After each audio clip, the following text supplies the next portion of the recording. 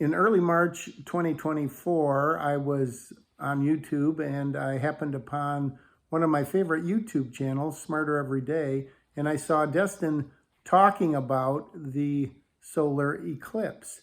This is just a little clip from his video, which was super informative and got us all excited and led to what you're about to see.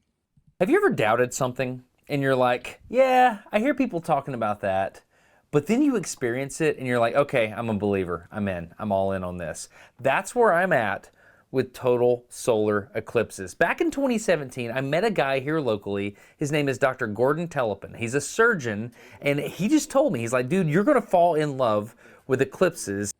After seeing that, I thought, wouldn't it be awesome if we could get some Peckham people, either teammates or some people who had something to connect them to Peckham, and take them down and see the eclipse? It would surely be an adventure and an experience of a lifetime. So that's what I set about to do.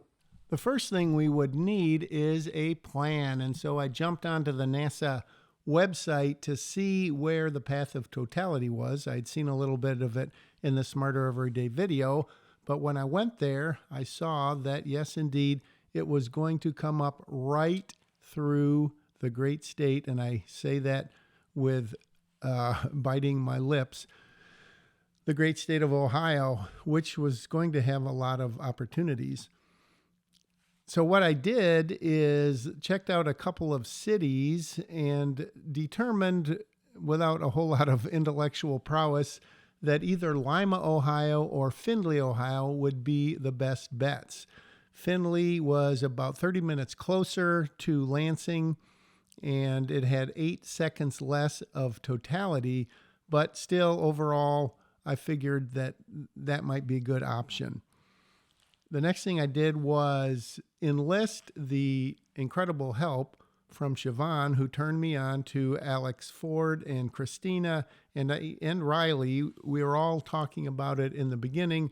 Unfortunately, Riley had some prior commitments and couldn't make it. And so Alex and Christina and I just took up the mantle, and we just went full out. Alex did a lot of the grunt work in terms of writing the proposal. I worked a little on that. Christina was there to answer questions. We also got Matthew Boughton, who is a giant eclipse person, as it turns out. Not a giant, but a giant eclipse person. And he had already booked a hotel, and he was going to Upper Sandusky, Ohio, which he did. And I haven't talked to him about how his experience was. I'm sure it was amazing. But as you can see, after looking at the map, I figured this is the place to go. And so that was the about 3 weeks worth of planning and so forth to get her underway. As soon as we decided we were officially going to go, Christina ordered some awesome solar eclipse sunglasses, which worked beautifully. And what would a trip down there be without a bunch of delicious Dunkin' goodies? I got to distribute these. Yes, our trip was not sponsored by Dunkin', but much appreciated. We had reserved the youth services van, so Alex drove over there at about 8:30. And after Tony explained the paperwork, which took about an hour and a half, no, it took about 30 seconds, explaining about the mileage and the gas and the condition and et cetera, Alex signed her life away, and then she and her dog made the trek to not the Peckham security van, but to the awesome 8-passenger van. She drove it as far as I know. Christina rode shotgun as far as I know. And then we were soon to go pick up 6 great people to join us. We did take some science experiments. Alex had made a couple and I had made a couple. Frankly, we didn't use them all that much. We used them a little for reasons I'll go into later if I feel like it. Our first stop, Capitol Gardens, where we found 3 eager people ready, willing, and able to join us on our adventure. Sponsored by Peckham. and whatever Alex was drinking Hey. out of that mug. You guys ready to go? Ready. Let's go. Hey, Jack. How are ya? I need to turn the car off. Good. Big day.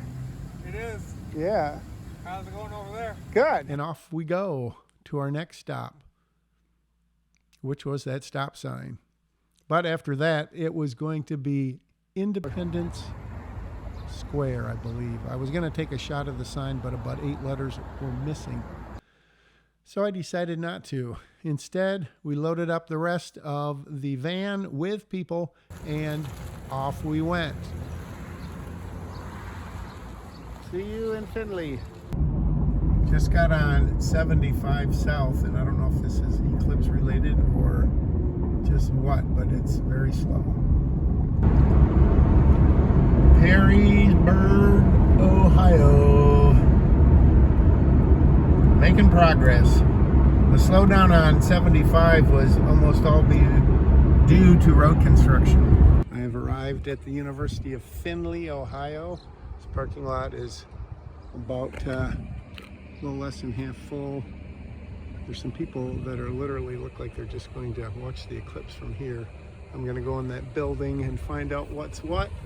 The sun is about 60% bright right now, so we'll see what happens next.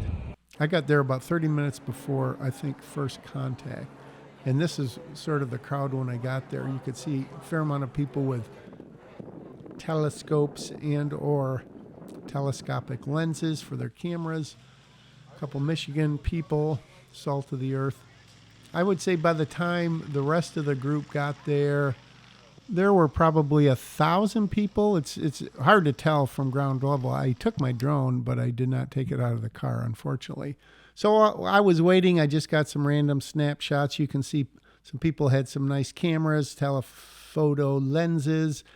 It was kind of cool, those giant glasses. I don't know where those came from, but apparently you could stand behind them and look at the eclipse, although I never ventured over there. I got there about 45 minutes before the others and just took the time to really soak it all in. I put on my glasses and I looked at the eclipse. And you're saying, Jack, why don't you have pictures of the eclipse? I'll explain that in a minute. That is a picture I took with my cell phone.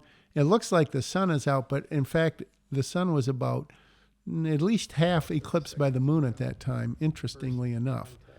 Random shots of the people there.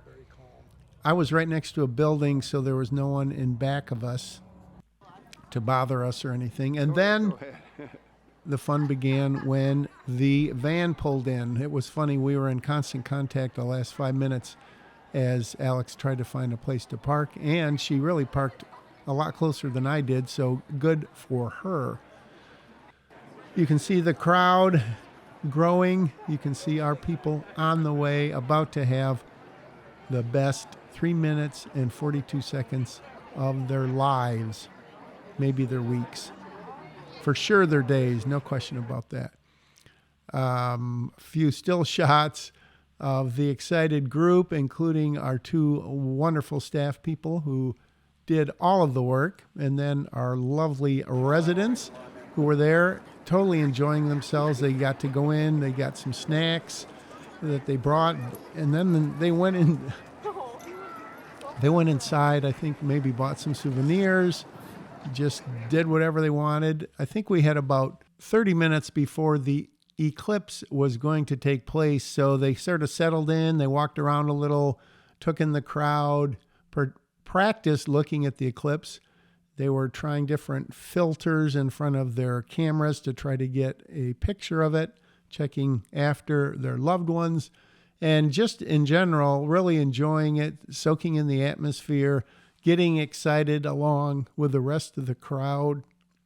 From the time of first contact that is when the sun first goes behind a sliver of the moon until the full eclipse itself is like an hour and 20 minutes.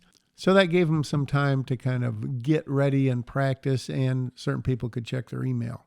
I took this actually during the total eclipse to show you about how dark it was. So not pitch dark, but dark enough that the street lights came on. Let's look at the eclipse. These pictures I took in order Obviously, I did not have the camera on the tripod, so it moves around a little bit.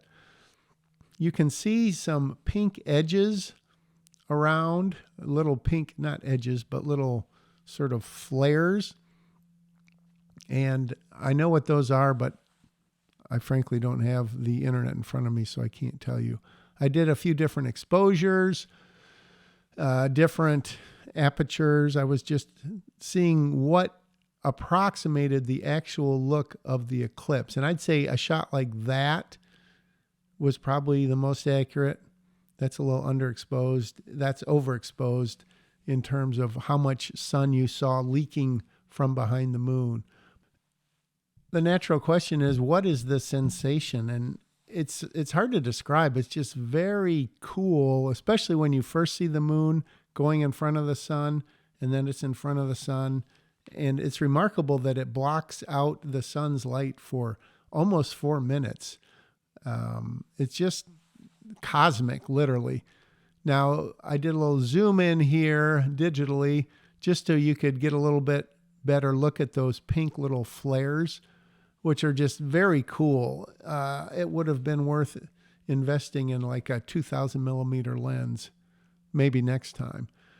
So yeah, it was just remarkable experience of a lifetime, all that kind of stuff. And the people who poo-poo it, I mean, you don't know what you're talking about. Afterwards, what did it look like?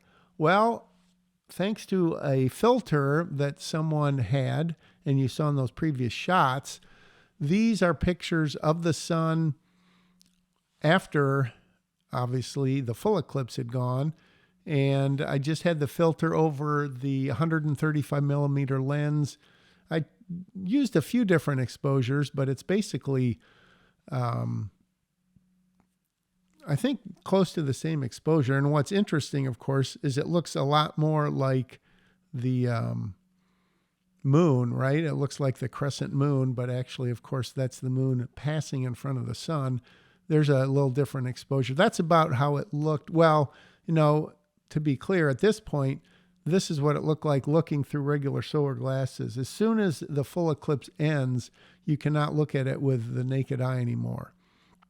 I mean, you could if you were not intelligent. So that is pretty much the experience.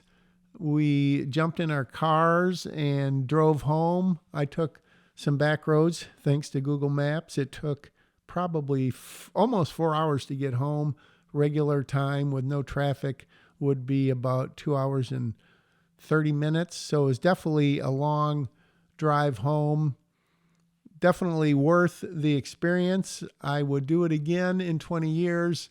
The final thing I'd like to say is that the people who, for whatever reason, were poo-pooing it and saying, oh, it's not that big of a deal, I can't imagine any of those people went to see the eclipse and had that reaction afterwards, because, as I said, without sounding corny or like a child of the 60s, it was just, it's literally cosmic.